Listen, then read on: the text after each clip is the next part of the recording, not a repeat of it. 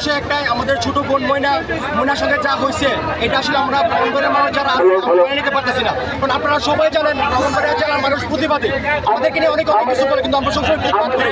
আমাদের ওয়াজের অনেক খারাপ রাস্তায় জ্যাম আছে, আমরা তাড়াতাড়ি বক্তব্যের মাধ্যমে শেষ করে দেব। মেনে নিতে পারতেছি না। আমরা চাই পুলিশ প্রশাসনের কাছে আমাদের একটাই অনুরোধ, আপনারা যদি দ্রুত সম্ভব 48 ঘন্টার ভিতর করেছে তাদেরকে খুঁজে বের করেন। আমরা আইন কানুন বুঝি না, আইন কানুন মানিও না। আমরা চাই দরকার বিচার আমরা নিজেরা করবো, যদি তার জন্য আমাদেরকে ময়না হত্যার বিচার আমরা নিজের হাতে করবো ইনশাল্লাহ।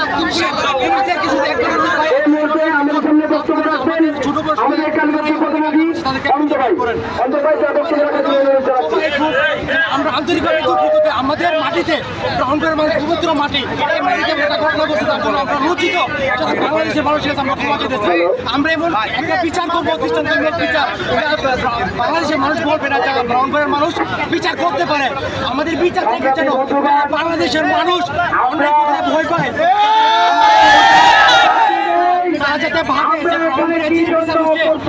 ব্রাহ্মণবাড়িয়ার সঙ্গে হয় সহ্য করতে পারবে না। এই ধরনের বিচার করতে চাই আমাদের পাশে প্রত্যেকটা মানুষ ঘটনাটা নিয়ে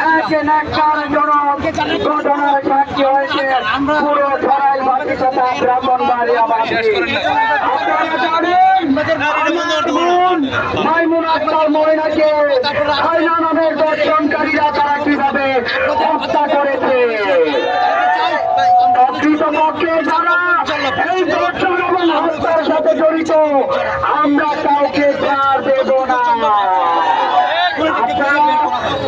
আরো জানেন, নাম রনি। এবং